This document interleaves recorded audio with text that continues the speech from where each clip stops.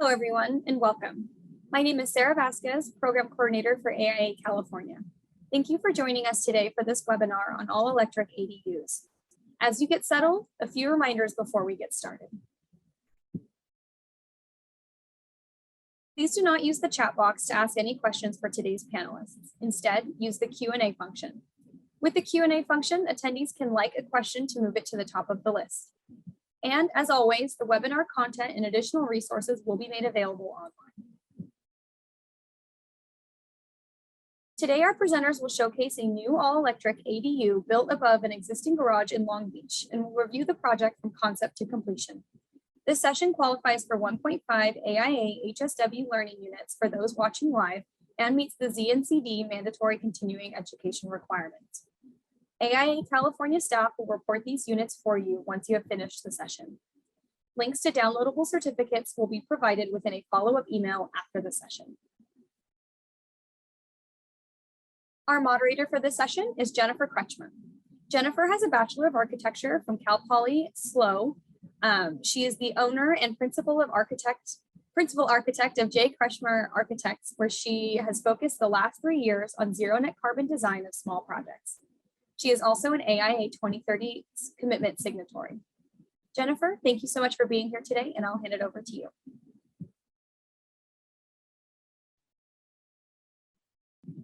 Sorry, Jennifer, you're muted.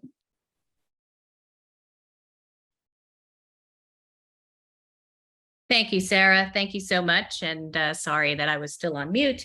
Welcome, everybody, and happy afternoon to this session today. As Sarah mentioned, I am an AIA 2030 commitment signatory.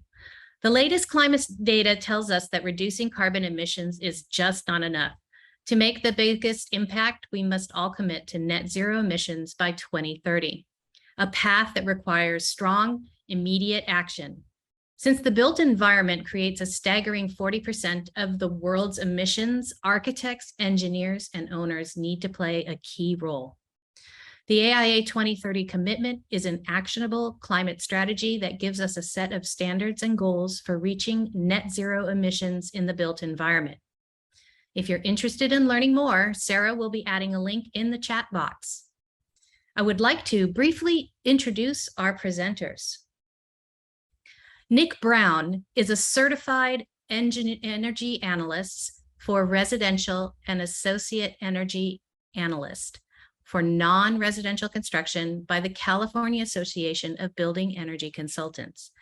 And he has maintained his certifications for 2008, 2013, 2016, and 2019 code cycles. He's a subject matter expert on the Energy Code ACE statewide education team and teaches classes for Southern California Edison on net zero design, all electric homes, heat pumps, and selling clean energy homes. As part of CalSeed team, Nick is currently researching phase change materials applications in HVAC systems. Nick was elected to the board of directors of CABEC beginning in 2018. Our second speaker today will be Tim Kohut, AIA, and he is the Director of Sustainable Design for National Community Renaissance, a regional developer builder of affordable housing. In his role, he focuses on high-performance sustainability and zero net energy. Within the National Community Renaissance, he works with the construction team and subcontractors to understand and implement strategies aimed at high performance and energy efficiency. He is a certified energy analyst, home energy rating system, also known as HERS rater, and Building Performance Institute BPI certified energy analyst. Today, after hearing from each of our presenters, we will answer as many questions as time will allow. Now, on to today's presentation. Nick, welcome. Please take it away. Thanks so much, Jennifer. Sarah, also for the kickoff. I want to thank everyone at AIA California for helping us put this on. There we go.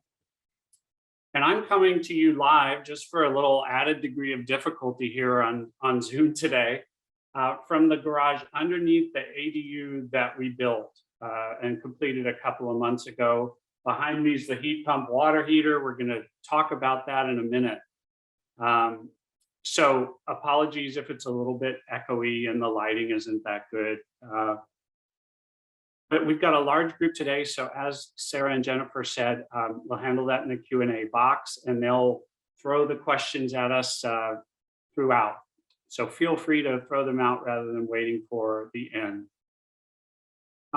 Before I start, I want to pause and look at where we stand today in California in this world of all electric ADUs, housing, et cetera.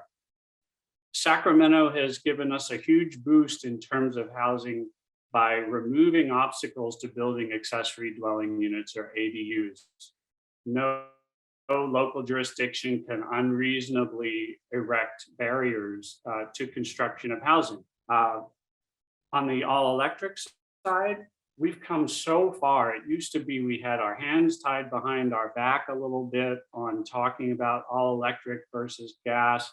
Now there's just a confluence of circumstances that makes all electric buildings, whether an ADU, a single family home, a multifamily building, a non-residential building, a very compelling value proposition. And Tim Kohut, who's with me today co-presenting, he's going to pick this up in a little bit, is doing an amazing job on the multifamily side of things. And just to make his job a little more difficult, he's doing it in affordable housing. Everything they're doing is all electric. They're even retrofitting existing buildings in their portfolio. So I can't wait for you to hear about his perspective on this as well.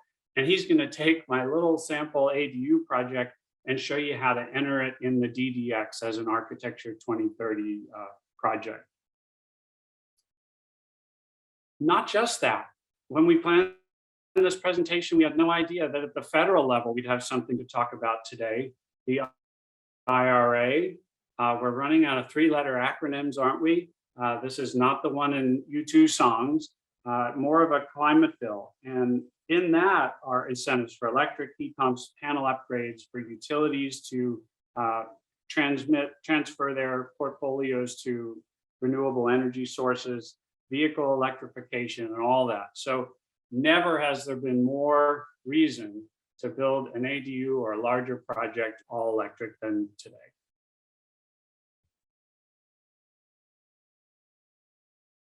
So in our time together, I'm coming to you from that garage beneath the ADU. Our tenants moved in July 1st. They're loving it so far, but we're going to cover real quickly why we want to talk about and build ADUs, why we want to build all electric, how to design all electric with heat pump water heaters and efficient building envelope, et cetera, how we factor embodied carbon into our designs. This was something Frank Bostrom really asked us to add after the first time we taught this for our local AIA chapter, Long Beach South Bay. Some lessons learned. We'll talk about how a project being designed to zero net carbon can be managed by all you doing building designs every day. Look at the economics rather than ignoring what did it cost. We're going to make this central to our presentation. Talk about how the thing's performing so far, and then I'm going to hand it off to Tim to handle the DDX portion and talk about the amazing things he's doing. So first, why ADUs? Well, we know we've got a housing shortage. There's an affordability crisis for housing. The homelessness crisis is at least related to that affordability crisis with, of course, other root causes, but it's a major societal challenge for us right now. And ADUs provide multi-generational housing flexibility. It's a real hidden benefit of it. Your kids can afford to live there while they're getting their feet under them. Your parents can move in when they're having health problems. So it's a nice side benefit besides just the revenue potential. And it unlocks all the money in people's bank accounts, brokerage accounts, because rather than relying on large developers like Tim's company to fund all the development of housing, now we can have sort of a crowdsourced approach to it. with small amounts of money coming from individual savings to fund the addition of one housing unit at a time. So it's really a largely overlooked source, I think, of housing funding. And of course, ADUs allows for housing creation close to jobs. Long Beach, for instance, my hometown, their target is 26,000 new units. That's 15% of the current housing stock. These goals coming out of Sacramento for creation of housing are going to be difficult to meet with just the traditional approach to housing creation. ADUs are a key tool in that. Why electrify? Well, they're less expensive to build, planned right, done right. Let's start there. The value proposition, the economics are compelling. They're also less expensive to operate, especially the economics sing when combined with solar power producing on-site energy. They have lower greenhouse gas emissions. So as our local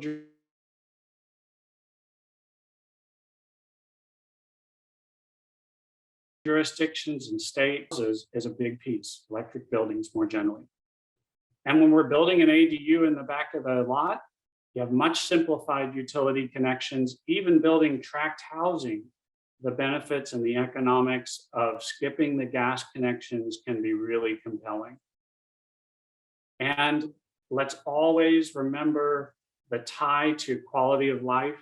There's huge improved health of a housing unit when you're not burning gas inside the building envelope, such as with cooking and clothes drying especially. And we'll cover some of the recent studies on why that should be so compelling to you and your clients. Energy code compliance, where I stand today, is slightly easier all electric, but boy, when we look on the other side of January 1st, it's going to be a lot easier with all electric. I'll give you the link to some classes you can take for more on that through Energy Code ACE. We also have resiliency benefits from all electric, especially when paired with a battery. But this tank of water here is going to be a lot more value to our tenants in case of a major natural disaster than a gas tankless would. There's also incentives available, and I'll cover some of those programs today. First, the piece that I know I was missing when I remodeled the main house 8 years ago and put gas in it. Electric homes have much reduced greenhouse gas emissions than mixed fuel. And my energy modeling software wasn't telling me this. I hadn't got educated like I should have. So I put an efficient gas tankless in the main house and an efficient gas furnace. I was smart enough to do induction cooking, but also a gas dryer. And we got it right with the ADU above me, which is all electric. But look at this comparison. Built today, a mixed fuel house has 41% higher emissions than the all electric equivalent. And this is not with top of the line systems. This is with minimum code standard systems. And as the grid greens, we've committed ourselves in California to a grid that's 100% renewables by 2045. As that happens, that electric building cleans up faster and faster than the mixed fuel building, which still has a certain amount of greenhouse gas emissions locked in to those gas systems, to where it's a minuscule bar, less than 0.5 tons of greenhouse gas emissions when you look at that all electric house in 2050.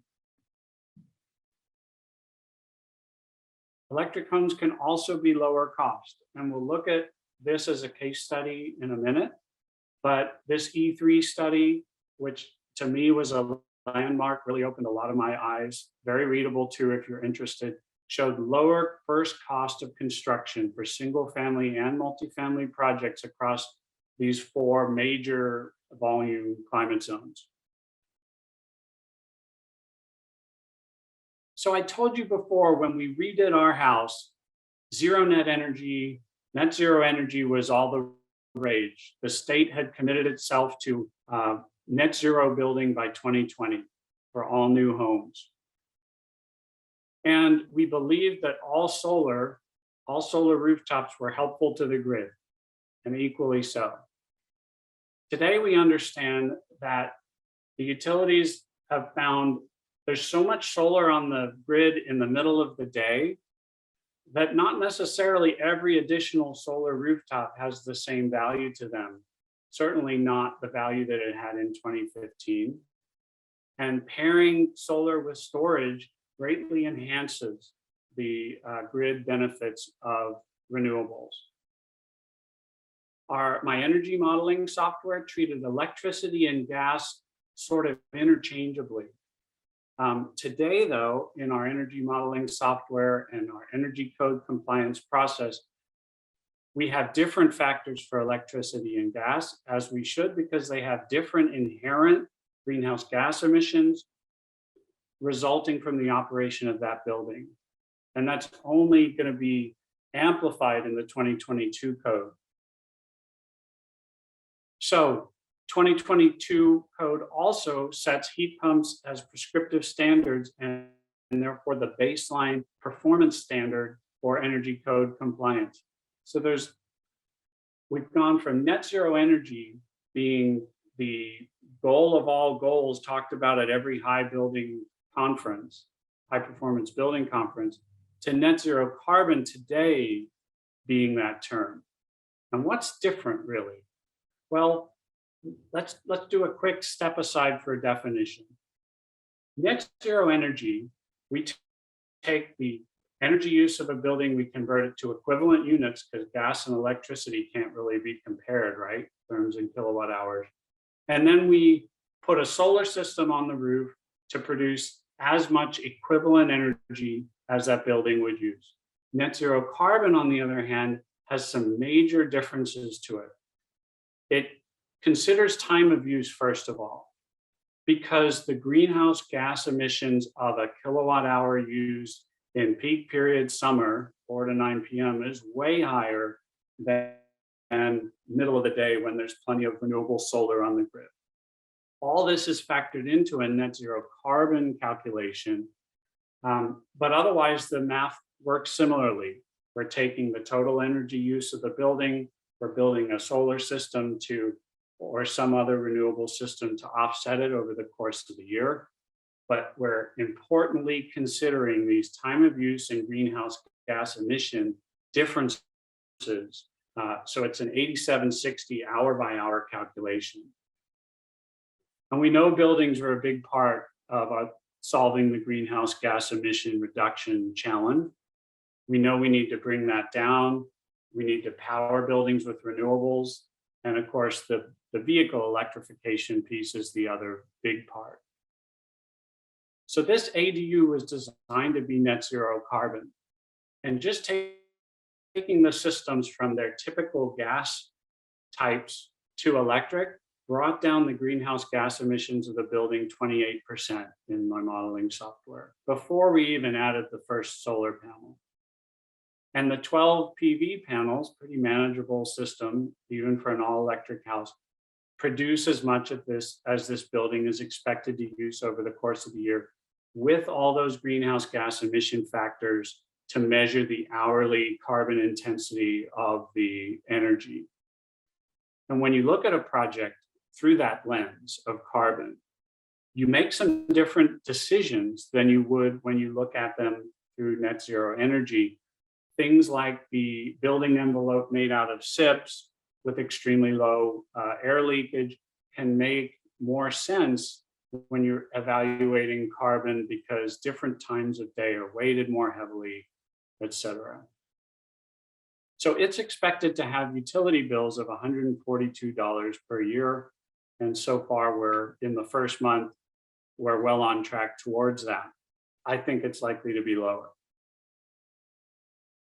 Now, Frank asked me after first hearing this presentation to add discussion, not just operational carbon, but embodied carbon of the building materials. This is because he rightly recognized that studies show operational carbon and embodied carbon are on the same order of magnitude when you look at our building projects. Certainly when we look at the next 20 years of projects you and I are all going to be working on together. So ignoring half of the greenhouse gas emissions that embodied in the building materials is a serious miss. We design typically based only on operational carbon. So a better design process considers both. And I wanted to share with you a few resources in this area. I'm going to show you an example from the Insulation Global Warming Potential tool by David White, just focused on insulation, but it's really useful as a teaching tool. You're probably all familiar with EC3, which is a more global tool for this.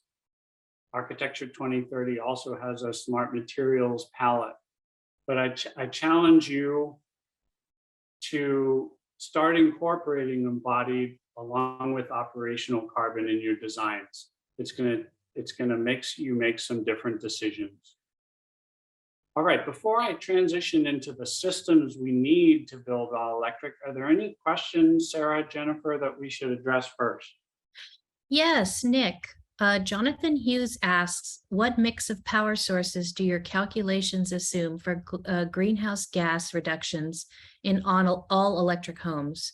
And he also wants to know, with the line losses and a coal or NG heavy power mix, is all electric still competitive with gas for cooking and heating? Our scope today is California. So we've largely moved away from coal, just I think one plant in Utah that LA is still using, but I'm going to confine my remarks to that. There's not a national scope to what we're talking about today. So the greenhouse gas factors built into our software that we use for code compliance and for as a design tool for you in considering carbon, they have an hourly factor that's multiplied by the kilowatt hours and the therms of gas for that hour. So, and they're climate zone specific. So they capture differences in resource mix across the state.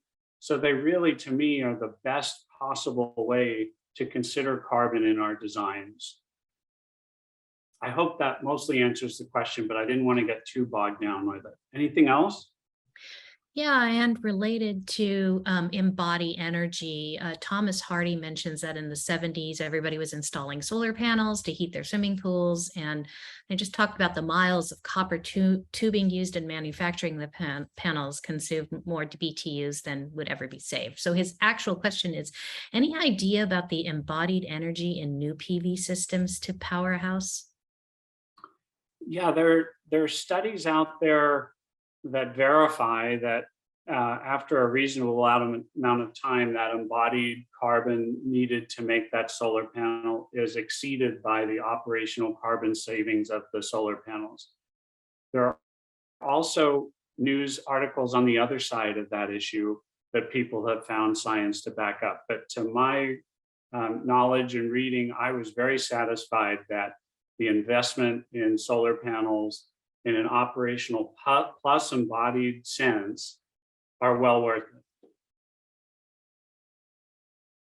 Thank you, Nick. Let's continue on with the presentation because there are some questions coming up about water heating. Okay, let's do it then. This is a pie chart of gas use in a typical California home.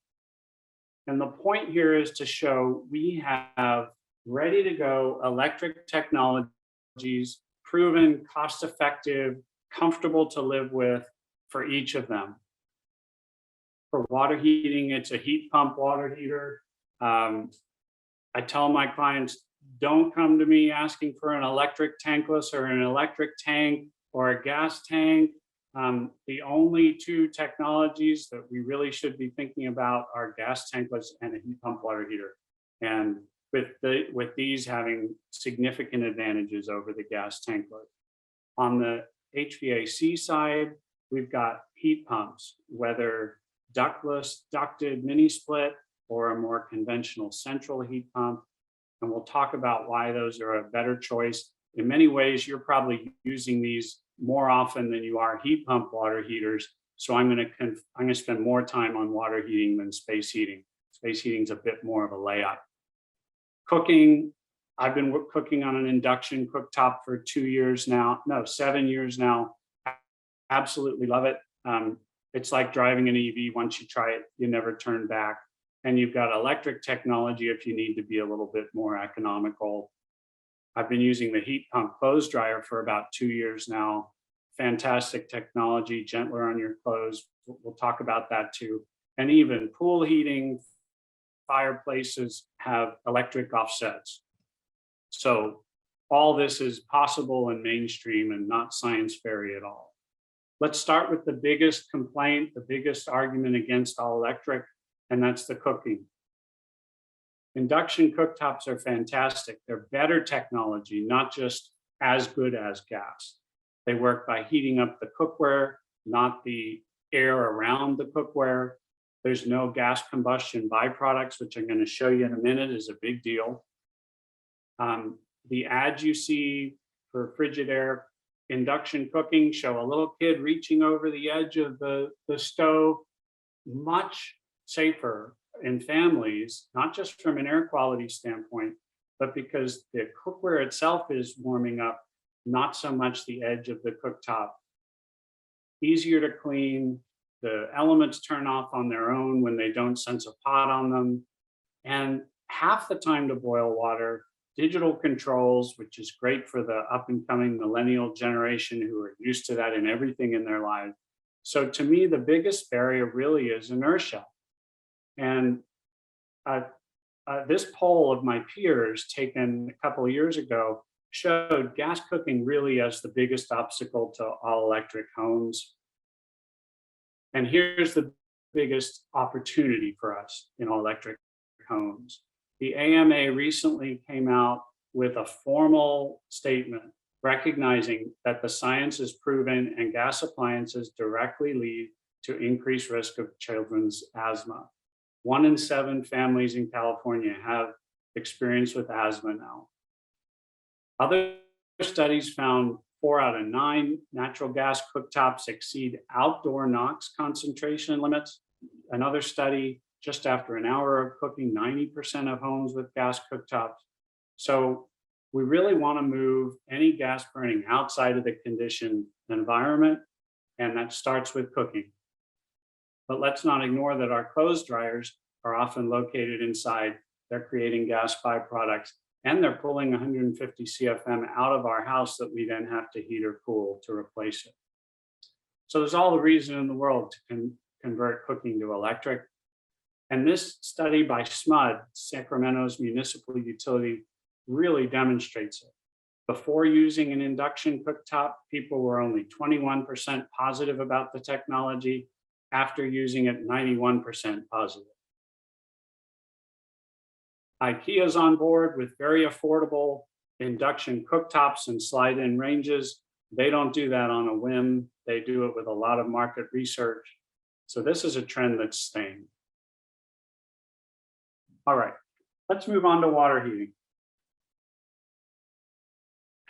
And I broadcast to you from here today, so I can just, maybe some of you haven't actually seen one, show you what it looks like. These bring in air from around them, the ambient air. In this case, through the top here, and there's an air filter to clean every now and then. They take the heat naturally in that ambient air and through the compressor cycle, which is located on top of the tank here, put that heat into the water. In general terms, that's what they're doing. And the spent air gets blown out here, now much cooler than it started, which is why I'm going to put my workbench in the garage right next to that cold air outlet. Going to keep me cool while I work. And dehumidifies at the same time. These, because they're using the heat already in the ambient air, are 3 times plus more efficient, over 100% efficient than gas tankless and electric. So that's why this is the only electric technology we should be considering. They also have a tank of hot water, which can serve as a demand response, a sort of stored thermal energy tool for the grid operators to manage load. And PG&E has a program called Water Saver, which will pay you $5 a month to have your heat pump water heater on a demand response type standby, as does SMUD. I think they pay $2 a month. So these programs are going to be coming around more and more, and that's in addition to an upfront incentive to hook your heat pump water heater up. Now, they do require careful thought on location. Let's talk about that. This picture shows first a heat pump water heater in a basement underneath a single family home. It's connected to the crawl space air source. So it's got a lot of air to pull ambient heat out of and put in the water tank. The one in the middle is a client of mine where they didn't quite get the design right. You see the door has no louvers on it. It's a small closet that's crowded. And so it didn't get enough ambient airflow around it. And the homeowners complained that these heat pump water heaters are no good until we visited and we found a research timer on it that was costing a lot of the energy, a buried water line to the main house, and most importantly, that airflow issue. So there are a few specifics to heat pump water heaters that are a little different than the technologies we're used to, but we just need to get over that hump, and these should really start going into most projects you do. On the right is an interior closet, also a great location, as is the corner of a garage. But you notice that one has a fully louvered door, so it can continually pull warm air out of the house and vent the cold air. The other complaint we hear about heat pump water heaters, they recover so slow, don't do that. Well, let's look at these numbers and let's recognize that the gas tankless water heaters that we've gotten really used to installing on all projects all over the state are more like jet engines, more like overkill. No one's home is using never-ending hot water. So why are we providing them with a system that's capable of doing that? Really a technology designed for small spaces in Japan that Americans said, we've got to have. But look at these. I'm showing the first hour rating of a heat pump water heater by gallon capacity, 60 for a 40 gallon, 67 gallons of hot water for a 50 gallon like this one. The gas equivalent in the lower table is a little higher. That's a gas tank, right? A gas tankless, really theoretically limitless. But that amount of hot water, 67 gallons for this one, is more than enough when you consider today's low flow fixtures are what? 1.8 gallons per minute in a shower. You've got efficient dishwashers and clothes washers, more than enough for a typical family. And yes, they're going to recover slower than a gas system, in this case, 27 gallons per hour. But all this makes them right sized for a typical home. I would recommend upsizing the tank versus what you might have done with a gas system. So for a family of 4 or 5, you might want the 65 gallon model. But these are perfect for California homes. Coming soon, by the way, Southern California Edison funded us to produce a video on how to install these guys. And we use this one to film it, actually. This is the ADU above when we were filming it, because heat pump water heaters are going to be prescriptive standard and thus the baseline for energy code compliance in all these green shaded climate zones, 12 out of 16, starting January 1st. Not that you can't continue installing gas tankless, but heat pump water heaters, which are super efficient, are going to set the baseline you're competing with for compliance. So this is about to really gain momentum and take off, in my opinion. Nick, I have a few questions on heat pump water heaters, and one Sure. of them was very well with that climate map. He wanted, Trace Cannell wanted to address the use of heat pump water heaters in foggy marine environments. He's specifically talking about San Francisco. Yeah, these work down to almost freezing temperatures, although the efficiency is reduced as you get closer to freezing. They're able to pull heat out of ambient air, even if it's high humidity, but that does add load to the system for sure, and therefore might slow them down a little bit on production of water. But these are ideal for worldwide use, not just California. And in general, California has warmer ambient air than other parts of the world, and therefore is well suited to them. So yeah, I wouldn't shy away from them in a marine environment or anywhere in California. Having said that, the video will show in Sierra, climate zone 16, really places that get really cold, a system in a corner of a garage like this or an outdoor closet is going to perform less efficiently than if you put it in conditioned space. And that is what we recommend in really cold climate zones. Put it in that indoor closet. And Andrew Lee asks a question that also is often on my mind too, because of he wants to confirm that it is the case that electric on-demand water heaters do not comply with Title 24. He wants to know if that's actually true. And then there's a second part to that. With small buildings, it's actually hard to find 4 to 5 square feet, like when you're doing a 500 square foot for a water heater. Maybe talk a little bit about what's coming in 2023. Sure. This concept of doesn't meet Title 24 is a bit of a red herring, because our compliance process allows for trade-offs. So theoretically, you can put an electric tankless water heater in here if you compensate for it in other areas of the building, right? As long as you're not violating some mandatory minimum standard, which in this case we're not. So yes, the heat pump water heaters that are 3 to 4 times more efficient than an electric tankless are going to set the standard we're measured against. So that electric tankless is going to fall far short of that level of efficiency, and we're going to have to pay money in other areas of the building to compensate for that electric tankless. Except it sounds like Andrew has a good grasp on the coming code, because there's a new ADU exception for water heating that says homes 500 square feet or less can use electric instantaneous water heating, and that will be the prescriptive standard for homes that size. So that was put in place especially to make ADUs more practical. Thank you.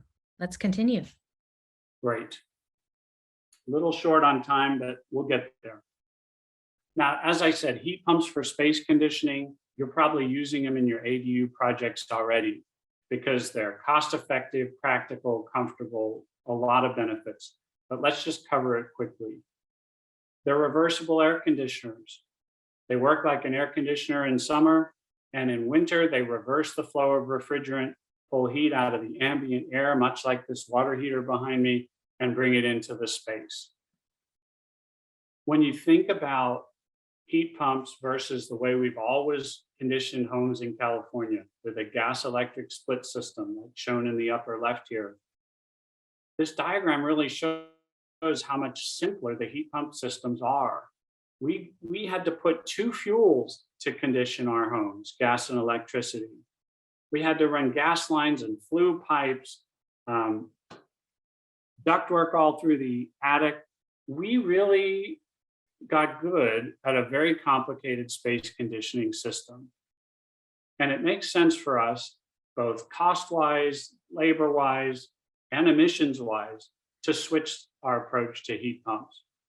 If we use a ductless mini split like we did above me here, with 2 indoor units and an outdoor unit over there, very simple. You're running refrigerant lines, condensate lines, and you're done. If you want traditional aesthetics, you don't want that high wall unit, you can use a ducted mini split system, get much of the efficiency that you would out of the ductless mini split, just a little duct loss perhaps. But if you bring those ducts into conditioned space in a drop ceiling, you're almost as good as the ductless system with traditional aesthetics. And even a conventional heat pump is a significant upgrade on conventional gas electric split systems in terms of operating cost and installed cost. Mini split heat pumps, the ductless kind, work. They're connected with refrigerant lines to that outdoor unit so they can move heat in or out depending on the season. There's no loss from ductwork. You can have up to 8 indoor units from my research with manufacturers connected to one outdoor unit. So these are even appropriate for full size homes and large ADUs. And they're able to modulate the delivery of heating and cooling down to the demand. So they run at low load a lot of the time, which is where their extreme efficiency comes from. Another alternative to the high wall unit on the indoor of the building is these ceiling cassettes, which can be quite attractive. A one-way on the right, a four-way here in the center of the ceiling. They have the same mechanics inside them as that high wall unit. It's just hidden from sight. So you've got the ducted mini splits if you object to the high wall unit, or these ceiling cassettes. The ducted mini splits, as I said, same guts in them as the high wall unit, but they allow you to have traditional returns and supplies and aesthetics with a lot of the same modulating benefit efficiency. And as shown in these photos, the ducts are on the conditioned side of the thermal boundary, so very little losses there. Many clients on the west side of LA, where I do a lot of my work, like these long linear registers, and these are possible using a ducted mini split heat pump. Even package units for more economy-minded projects. There's package units like this Epica unit on the left that go straight through the wall, and the unit on the right as well, more traditional. Okay, so we've covered water heating and space conditioning. I doubt there are many questions on space conditioning, so let's go right into clothes drying. Heat pump clothes dryers, I think, and the one we put up here was $1,300, so a little more than a gas dryer. But they importantly, don't have that air vent at all. Because the way they work is they take the ambient air around them, they heat it up, they blow it through the drum just like a gas dryer would, except the temperature is quite a bit lower. So it's gentler on the clothes, and we find a lot less lint on our screen as a result than when we had the gas dryer. And then when the moist hot air comes out of the drum, the condensation cycle pulls the water out of it and pumps it down the same drain the washer's using. So it's a very neat, clean installation, and you don't have to worry about that dryer vent pipe getting smashed behind the dryer, being a potential fire hazard. You don't have to think about the 150 CFM that's leaving the building that you have to heat and cool to replace it. And you don't have to worry about, especially in ADUs, these are often landlocked, difficult to exhaust air from. So these are great technology for all electric ADUs. I've been monitoring their energy use. It's been super efficient. I found the electricity use, even with the heating and cooling, about comparable to the electricity use that my gas dryer was using. And of course, the gas savings are on top of that. Here are the units we put in the ADU, a stacked Mealy model, and they've been working great. We've been very happy with them. Definitely a small cost upgrade though, and I got a slide coming on that. What about utility costs? Isn't gas a cheaper way to heat our buildings? That's the popular perception. Well, this ADU, when built to 2022 code with gas, would cost about $1,100 a year to operate. 918 electric, 177 gas. This is using time of use rates and all the most up-to-date data. Built all electric, it would cost slightly more to operate. So there you go. There's a kernel of truth in those public understandings of the relative cost of gas and electric. And that assumes dumb heat pumps, not the modulating mini splits we just covered. So really, they're probably already less to operate. And boy, when you pair solar with it, as we did here, we're expecting negligible utility bills. That's really compelling, because if you're going to spend a little more upfront, you need significant savings to pay that off. Let's not ignore the building shell. We talked about the 4 end uses and how to convert them to electricity, but we also have to build an electric building. This is because the shell produces savings 100+ years, whereas mechanical systems have limited lives much shorter, right? So even in an all-electric net zero carbon home, which technically may be offsetting its use over the course of the year, to make it grid harmonious, you need to specify a high performance envelope. That means high performance walls, attic, roofs, means ceiling, junctions and penetrations, and all the windows and doors that are available today, paying special attention in California to those solar gain orientations, south and west, except for our friend in San Francisco, right, who might make a different decision and put higher gain glass on a building up there. And so we built this project with this in mind. Here I am doing a blower door test, and with the SIPs, floor, walls, and roof, and a little attention paid to the junctions, we tested at Passive House 0.6 ACH 50 standard on this building without breaking a sweat.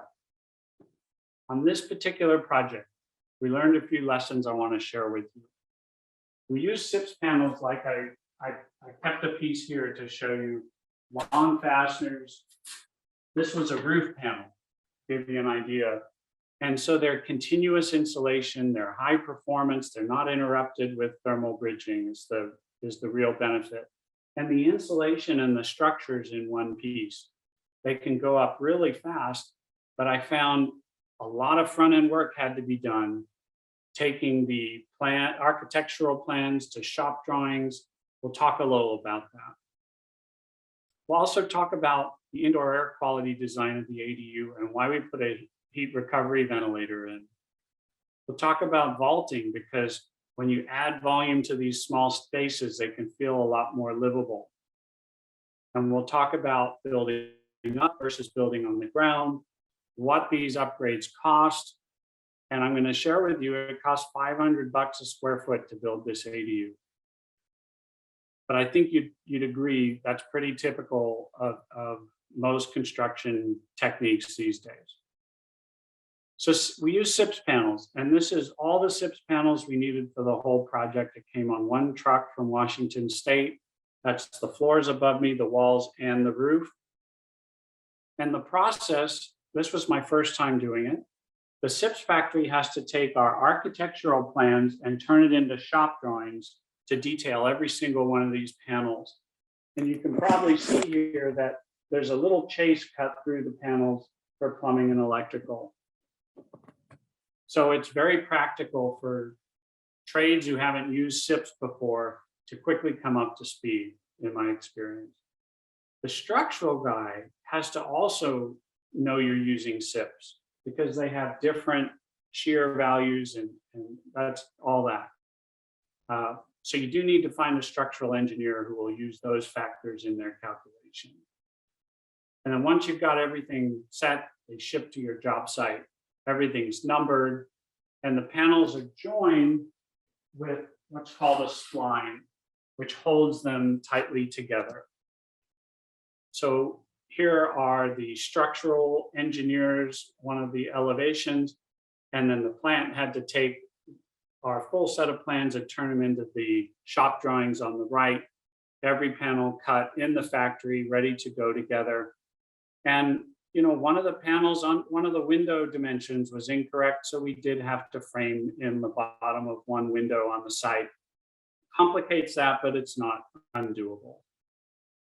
This crew, which we found up in the San Fernando Valley and had some experience with SIPS panels, put the 66 panels on top of the existing garage in 7 days. It was striking. And our neighbors thanked us for the reduced disruption, you know, to the normal business of the neighborhood. They just used a forklift too. They didn't need a crane. And the performance of them's quite impressive. There you see the EPS splines joining the roof panels. You can also see the small circular chase for if you need to run anything through it. So the walls are 2x6, but they're R23 continuous, equal to more insulation if non-continuous, right?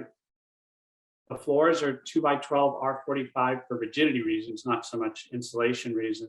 And the roof 2x10 R37. Frank challenged me in presenting this to you to answer the question. He knew one of you or more would be thinking, are SIPs really green? They're made of foam, right? So let's analyze this question together. And I'm using the global warming potential tool that I referenced earlier in this analysis. It adds the embodied and operational carbon together of a project in your climate zone. That's just looking at insulation, but you can see here lines for fiberboard, which we can consider the outer shell, EPS in white, the rest of it, as compared to fiberglass and mineral wool down in the bottom of the chart.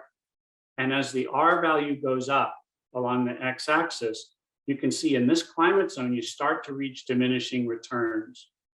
And the red line is where about this project was set. So when you average together the EPS and the fiberboard, let's say our project is about 12.12 kilograms of carbon per square foot per year, about double that of fiberglass and mineral wool. But the reason I decided to go with it was these other considerations. There's very little framing lumber needed. That was very expensive when we built this place. The speed was of real interest to me. The cost, roughly a wash with what we would have paid with structural lumber and insulation. That was attractive to me too. Virtually no waste. And I really like the idea of a tight building envelope with regulated indoor air quality, thanks to the HRV to my right here. So we made the decision. The point is, we can use tools like this to not guess at the embodied plus operational picture of our project, but actually start to incorporate it in our design process. And that really should be a best practice for all of us. Second lesson learned is the indoor air quality piece. We're not burning gas inside the unit, so it's already enhanced indoor air quality. But I've come to really like these HRVs to upgrade indoor air quality. And I'll just show you, this one is suspended from underneath the floor. It's a typical HRV. It moves about 50 CFM, which is enough for the 576 square foot one bedroom ADU above us. And it's supplying a continuous stream of filtered fresh air in the bedroom, in the living room. It's pulling a continuous stream of exhaust out of the bathroom, exhaust out of the kitchen. So I really like that for my clients to sell as improved indoor air quality, better sleep at night, better performance at a home office. And by the way, there's a huge Title 24 compliance credit for putting HRVs in, both now and in the 2022 code. So when you put the HRV together with SIPS panels and a ductless mini split, vaulting is easy. There's nothing to put in an attic anymore. And that HRV replaces the bathroom exhaust fan. Code requires that only 20 CFM if that exhaust is continuous in your bathroom. So we more than that. And the ductless mini split just runs the cables and refrigerant line and condensate in the walls. So a great combination for vaulted ceilings in an ADU like ours. My wife didn't agree to appear in this webinar, so she's shown here in a red oval. But she's showing the foundation work we had to do for a second floor ADU over a garage. It was considerable. You see, we actually expanded the footprint a little bit to the back, so we're putting a new stem wall and foundation. Also needed footing under the center posts in the middle and in the front of the garage. So a lot of cost to build up. And that's not counting the stairs. So what did this net zero carbon add up? You know, well, for us, most of the extra cost was the solar system, which you're going to be required to put on any new detached ADU anyway, and I would argue is cost effective on most projects anyway. So I don't know if you even consider that a net zero carbon upgrade, but let's include it in the equation. The SIPs cost $51,000 installed. I think you'd agree that's pretty cost neutral over traditional stick framing. This is with installation, by the way, plus insulation and all those other pieces of it. Ductless mini split, about 10,000. I think a gas furnace split system would have been about the same. Let's call that neutral. The heat pump water heater was a little over $3,000 installed. We got a similar quote to install a new gas tankless water heater when you consider getting gas to the site, when you consider venting the flue gases. You've got to consider all that stuff, but sometimes they don't get considered in the decision. The heat pump dryer and the induction range were where the increases were, about $500 more than a gas system might have cost. And the HRV installed might be $2,000. That's a quality of life upgrade, not necessarily needed for net zero carbon. But you can see about $15,000 in upgrades to get this ADU to net zero carbon. What about electrical supply, right? Well, Edison required us to put in one feed off the line and two sub panels, one for the ADU, one for the main house, because we wanted to have them independently metered for future sale of the property someday. That was a $5,600 change order, not nothing, but not related to the net zero carbon scope at all. I just wanted to note it here. Oh, and there are pictures of all those features that I meant to page through as I went.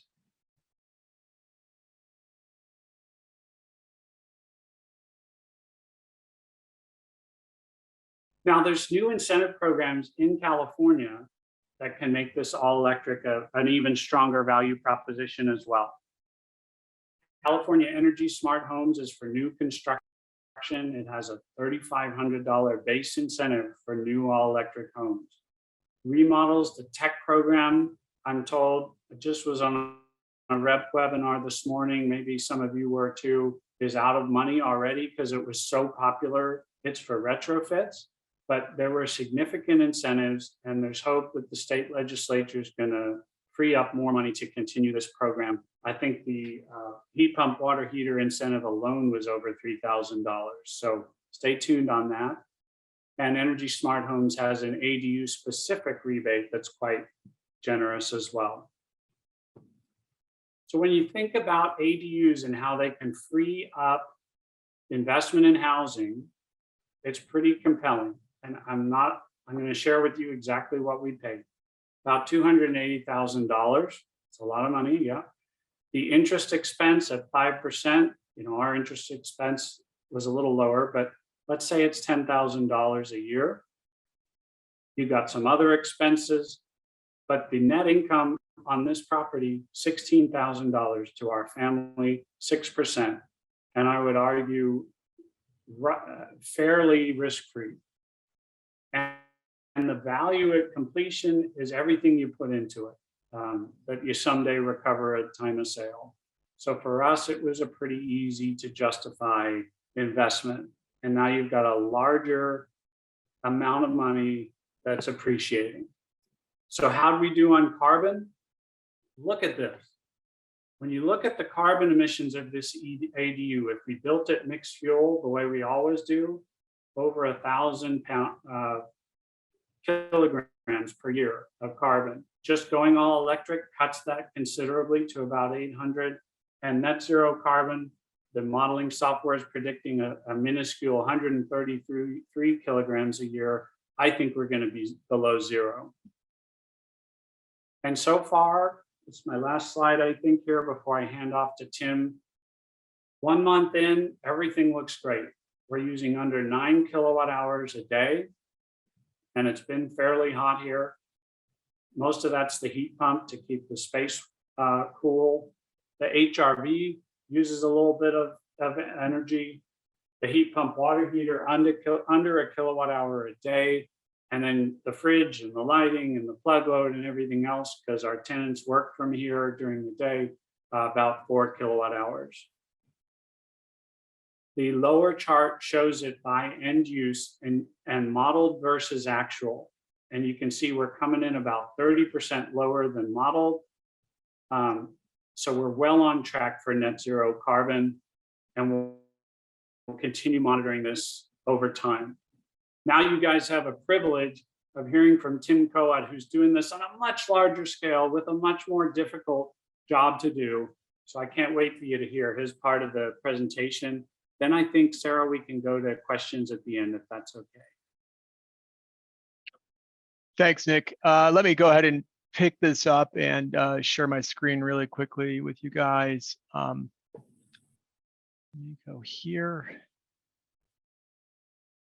and pick this up. And Nick, I always learn so much when I sit through your presentations, even though I live in the same domain as you do with these conversations about what's coming in the new energy code, all electric conversations.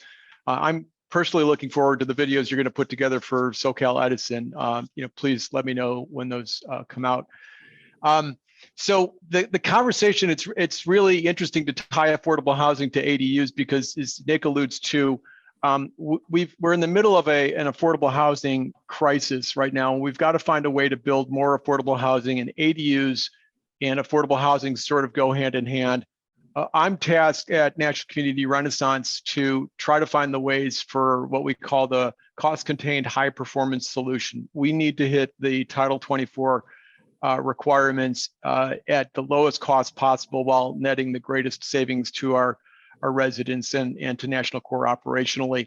And in recent years, that has pushed us into the all-electric multifamily affordable housing project, which is where we live today. And I want to talk about the 2030 commitment, and just to give you a little bit of background here about why this is important to National Community Renaissance. We are the first organization, non-architectural entity, to actually sign the 2030 commitment, something we did about 5 years ago. And we're using this as basically a benchmark to make sure that our architects and our engineering teams understand what we're trying to do. And then I'm an architect and an energy analyst, and I get to use the energy code and the energy modeling process as a design tool to help us figure out what the best solution is. And we're builders. I work for a construction team, so we're trying to find the most cost-effective solution to what we're trying to build, which is high-quality, affordable housing. We're the only nonprofit who has been named a Lead for Homes Power Builder by the U.S. Green Building Council, a distinction we've held for the last 4 years. And it's kind of wired into what we do. And the way that we do this, if you look at the 2030 commitment, those of you who have, this is going to be a little bit repetitive, but the 2030 commitment, when I sold this to senior management at National Core, is basically almost code compliance in the state of California. The energy codes in California very closely mirror what the 2030 commitments are. So I sold this as a very low risk proposition for us to basically get a little bit of marketing opportunity and to nudge our design teams in the right direction. And we live with this evolving code cycle in the state of California. Every 3 years, the codes are going to change, and the Energy Commission is going to ask design teams to do a little bit more to make the buildings more energy efficient and more grid resilient and more and closer to carbon neutral. We're living in this realm right now where we are 80% below the 2005 CBAC database, which is the starting point, or the 2006 database. And like I said, it's very closely tied to the California Energy Code. And the point of this presentation is I'm going to show you what National Core is doing, but I'm going to finish with Nick's project because no project is too small. If you've taken the commitment, if you signed up for this, or you're considering it, or you're just interested in making your clients some money on the operations side, I'm going to make the case that it's actually easier than you think. And I'm learning from Frank Bostrom, who pointed out that we're hitting our targets at a much higher rate than others, and who have signed up for the commitment.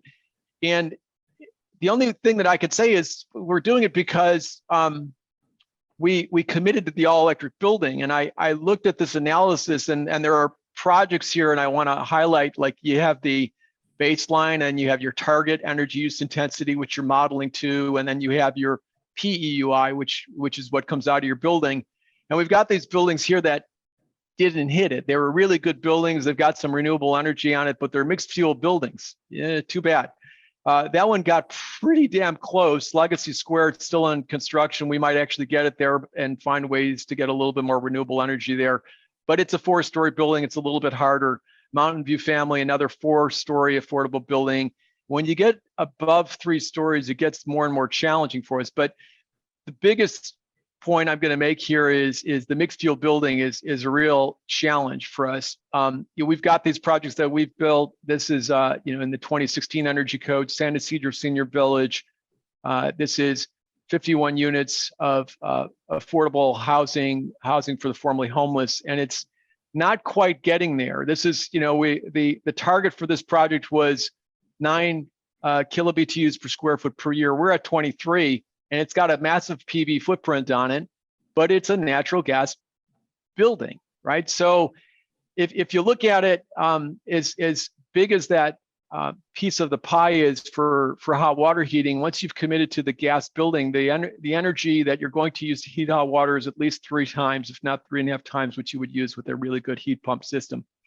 So in this case, the energy for hot water heating was 20% of the building, and we got a really efficient gas boiler, but we fell far short from our targets. So what we do is very early on, this is another project we have down in the same area. This is San Diego, San Ysidro Village. But we started looking at, well, what if we did that very efficient natural gas boiler?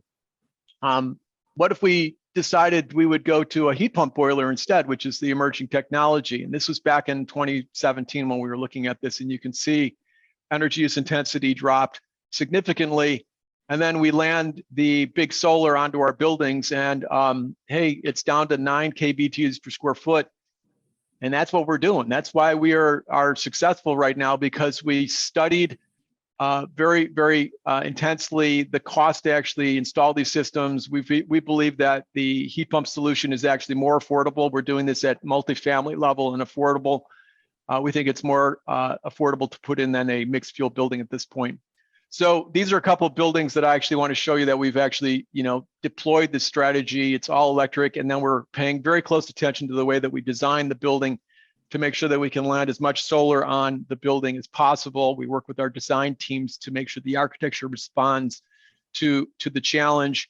And what we're able to do with this is, you can see these are all data inputs into the AIA DDX, which I'll walk you through in just a second with Nick's project. But we're hitting our targets because we've committed to this all-electric footprint with a big on-site renewable energy. Being able to visualize what you see is important to us. So I do a lot of modeling in IESVE. I do some in Energy Pro and some in CBEC. But it's really nice to be able to see this while you model. So if you're an architect and you're doing this at a large scale, I think these are really, really great tools to be able to use. And like I said, these projects that we use early on, I'm always trying to find out what the target is I'm trying to hit, and I'm using that as my starting point. I'm always starting this process very early on. You don't want to shoehorn this into your process after you've already designed the building. And what I'm doing more than anything is I'm starting with the AIA DDX, and a couple of repeats here. Let me just get through this. And if you start with the DDX, you know what you're shooting for, and you could challenge your design teams if you're not the designer, or you can use this yourself to figure out what you might need to do to get the architecture to respond to those target numbers. Now let's take a look at Nick's project here. And Nick wouldn't hire me because I would typically hire Nick. He is an expert in this, but I wanted to take Nick's project and get the data out of a typical energy model that you would see for a project like Nick. So I'm using CBEC Res, which is free software from the state of California. You need to be trained in it to understand how to model this. And I took Nick's model. There's 2 tabs on this screen. You get an envelope and mechanical. Left tab is mechanical, or left tab is envelope, right tab is mechanical. And you run compliance after you've inputted info on your PV system. So here, and Nick's target is zero net energy. So he knows what he's going to buy. So he's actually able to do that data input inside of CBEC. And he runs the analysis here and it says, yeah, it complies. That's great. But more importantly on this, it's going to give us more information that we want. So when we get into the AIA-DDX, it's easy for us to find the data that we need. And I'll show you how easy this is. EDR1 and EDR2 are two efficiency measures that you have to comply with. EDR1 is going to be the efficiency of the building. The building needs to be efficient first and meet those targets. And then EDR2 is throw in the renewable energy. Then I go here, I'm going to grab the details on this tab, energy use details. This is the step-by-step that we're going to use. Looking at EDR1 here, this is going to give you some indication of, it says it's not zero, but this is actually site energy. I'm actually going to focus on the slide on the column on to the left of the one that I'm highlighting is site energy and kWh. That's the one that's important, even though I'm kind of backing through the site energy here. It's the source, the site energy on that kWh tab that's important. When I have that, I can log into the AIA DDX. Here I've got my account, and you can see projects that we're either designing or building at National Community Renaissance. And I just go in and I say, create new project. And I created Nick's ADU. It's a brown garage ADU. And I describe it a little bit. I put in the zip code. It's going to identify my IECC climate. It's going to identify what my baseline is. And then I'm going to start entering some information about hey, I'm modeling to the 2019 energy code. I've got an estimated cost of the building. Not terribly important. Ballpark numbers are okay for this. And then what it's going to do is identify that target number. So there it is, 7.76 kBTUs per square foot is my target. So, when I come in here, well, all I need to do now is click on the add design data. And I go back to this, and here's where you actually see it. Here's the site energy. This is kWh. It's an all electric building. So you can see the column to the right of that is in therms. There is no natural gas. So at the very bottom of this, you can see that Nick has precisely sized his PV system to match his anticipated electricity load. So his EUI is zero. And all I'm going to do here is grab the 3899 as the PV value. And if I add up the numbers on the top of that, you're going to come up with 3899 positive.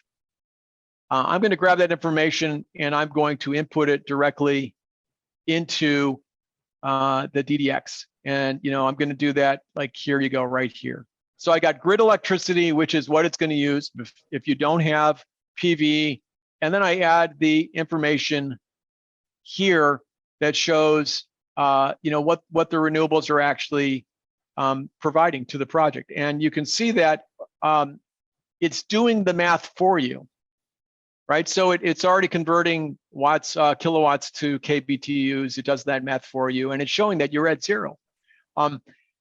It's that easy. And I'm doing this at multifamily at a large scale. This is really easy to do if you take the commitment. Like I said, no project is too small. What we want to do is make sure that everybody is reporting and celebrate this stuff as much as you possibly can. And that's it. That's really what we want to do. The emphasis here is beyond the messaging and packaging that Nick is doing is if we can do this as a profession, if everybody embraces this information, you don't need to be the energy analyst. You can easily ask your Title 24 consultant or your mechanical engineer, whoever is doing it, to find this information for you. If you're doing the all electric building, it makes it so much easier because all you've got to do is identify the kWh on the energy use side, and then you can get the information on your PV system from your installing contractor. You could use PV watts. There's many tools that you can use. Start early, get in there, set your targets, and use those targets to define the design process, and then plug in all of the technologies that Nick has highlighted in his ADU. And Nick, I think I'm back to you now. Well, before we go back to Nick, we've had several questions asking what software are you using for your energy modeling? For multifamily, well, let's start with Nick's. For Nick and the ADUs, Nick, I'm pretty sure you're CBEC Res, right? Right. And maybe a little bit of Energy Pro, but CBEC Res for the small residential building is really all you need. CBEC Res is not there's no graphic interface for CBEC Res. So you have to understand how to take a set of plans and do area takeoffs for floors and walls and windows and things like that. It's a little bit more cumbersome. For multifamily, I started with IESVE. It's a more expensive, more robust platform, but it allows me to visualize and allows me to do a lot of very intricate data analysis like HVAC system sizing. I can isolate loads for common area, down to minutia like elevators and lighting for common areas and things like that. And it allows me to really, really get into intricate PV analysis. I take ISV and then I either go into Energy Pro or CBEC Res or CBEC Com for my compliance energy analysis. Great, thank you. Okay, just to tie things up, we were only able to go into the 2022 energy code changes at a real low level, but there are many classes that can go into a deeper level. I just wanted to point your attention to some of them.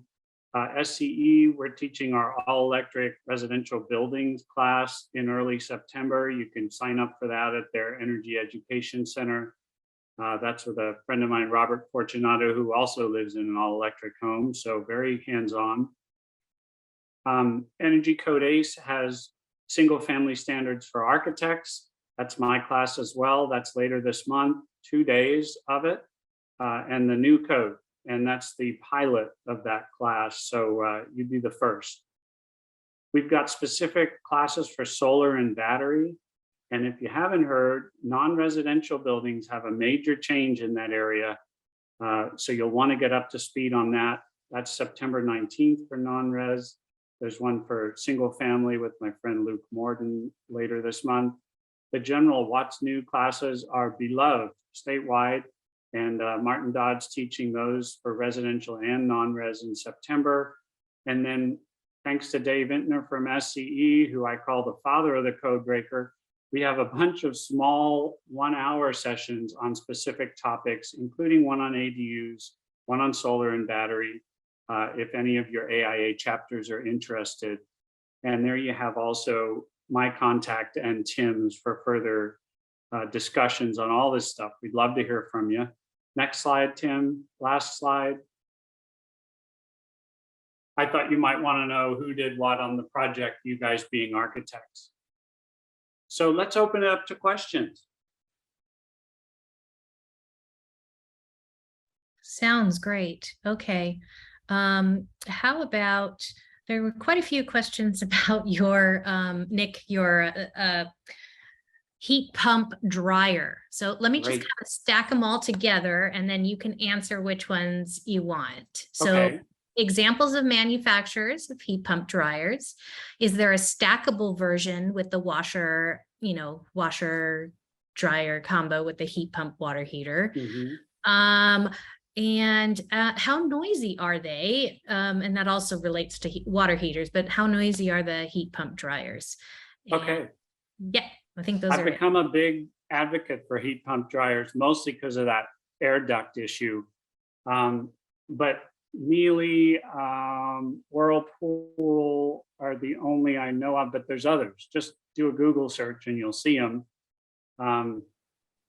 Just make sure they're not a standard electric dryer, which is accomplishing the heating of the air with a standard electric resistance coil, which never exceeds 100% efficiency. Whereas we learned today, heat pumps get over 300% efficiency using the heat present in the ambient air. So you'll want one of those heat pump ventless dryers, sometimes they're called. As I showed in the slide deck, we used a stackable Miele unit that goes right over a washer in a clean install, and there are others. In our main house, we stacked the same dryer, the Miele heat pump dryer, on a traditional LG washer. So don't let them tell you you can't do that either. Noise is similar to a gas dryer. I haven't noticed any difference. But you're going to want that dryer in a laundry room or behind a closed door, just like you would with a gas dryer.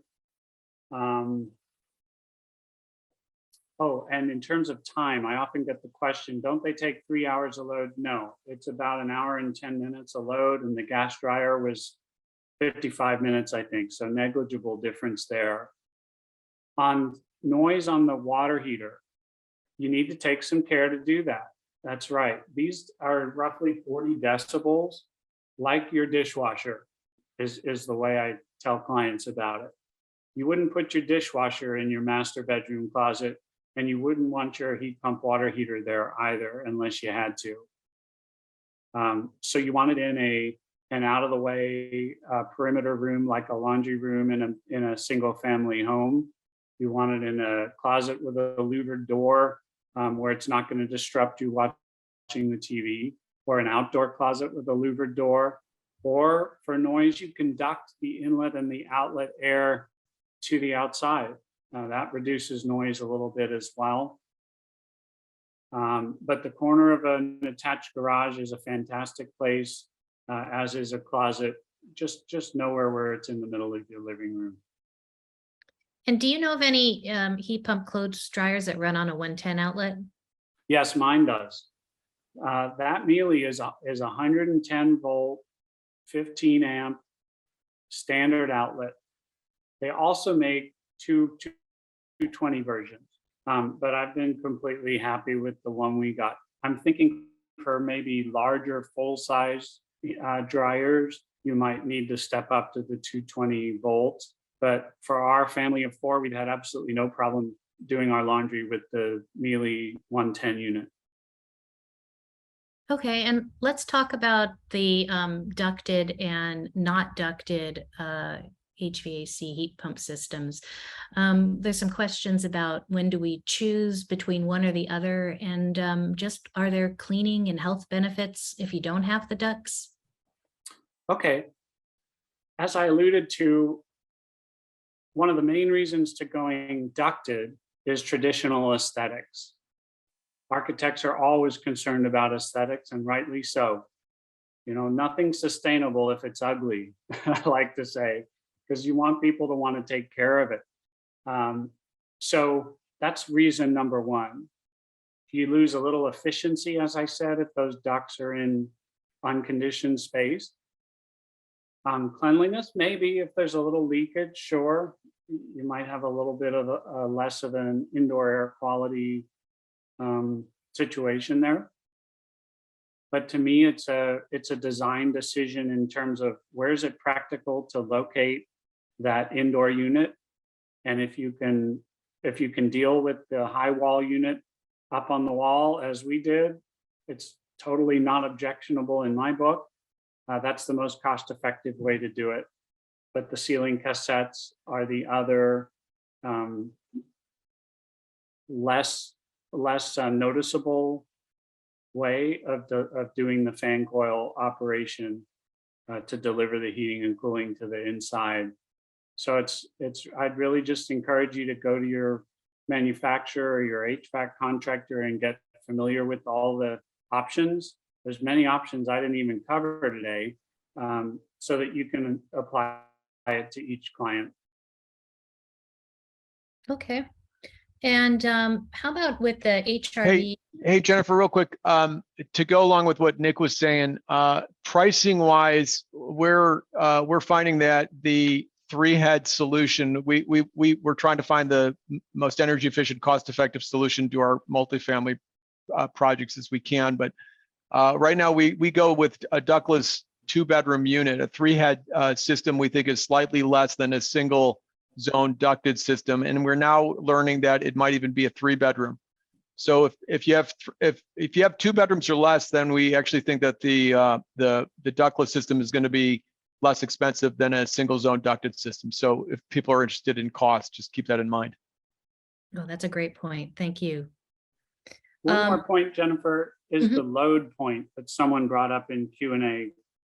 They were saying, can you even get an indoor unit suited for a small 200 square foot bedroom? Good question, especially with today's fantastic envelopes. So the ducted mini split is a way to do that, because you can piece together the loads from a small bedroom, a small bathroom, a small living room, a small kitchen, and handle it in one indoor unit that might only be 1 ton. We did a 1/2 ton for the bedroom and a 3/4 ton indoor unit for the great room. That seems to be performing pretty well. So they do make them. I think they're even coming out with some under 1/2 ton for just that challenge. Nick, we like for our studios, we do a lot of permanently supportive housing for the formerly homeless. And our model for those units, where it's typically 350 square foot single room studio, we go with the Epoca through wall heat pump. We think that's a really nice, that price is for about $2,000, and it's packaged and it's high performance. So it's, I think there's 16 SEER or something like that. So you're going to get a little bit of a bump versus code, but anyway, for that smaller ADU, that might be something to take a look at, especially if it's a more benign climate. What's the tonnage on that? I think they're 3/4 ton. So Okay. it's really nice. And then the ductless systems, we're finding that the smallest, we like Mitsubishi for reliability and service. Their smallest system is about 1 3/4 ton outdoor condenser that you can then pair with a single down to, I think, 1/2 ton indoor unit, but you can't buy a condenser that's smaller than that. So we'd like, if you're trying to size the load and you got a small room or small studio, then take a look at Epoca, EPOCHA. They've got a nice, it's a European model, Italian, but it's increasingly being used throughout Southern California and throughout, I think, the West Coast. Great. And we only have about 1.5 minutes left. So just if either of you could quickly answer, with an HRV instead of a bathroom fan, what about condensation? Well, the moisture goes out in a separate duct. So it's not being swapped with the incoming air. So they work perfectly fine. We had no issue there. Now, ERVs do swap a little bit of the moisture with the incoming airstream. So I don't know, maybe I'm just thinking about it now, but if you do have the HRV serving a bathroom, as most of the time you do, HRV might be a little bit cleaner solution there. Great. Well, this is just a jam-packed, wonderful presentation. We're getting a lot of comments in the chat box, thanking you guys. So it's a big thank you to both of you again for this really informative presentation. For the attendees, if you have made it this far, AIA California staff will submit for you AIA CE credit. It should appear on your transcript in a few weeks. And as always, additional resources and tools can be found on the AIA California website. Also, check out the AIA California YouTube channel for past presentations. More details about our upcoming webinars and how to register will be made available to you soon in a follow-up email. Thank you all for joining us today, and we will see you at our next webinar. Bye, everybody. Bye all.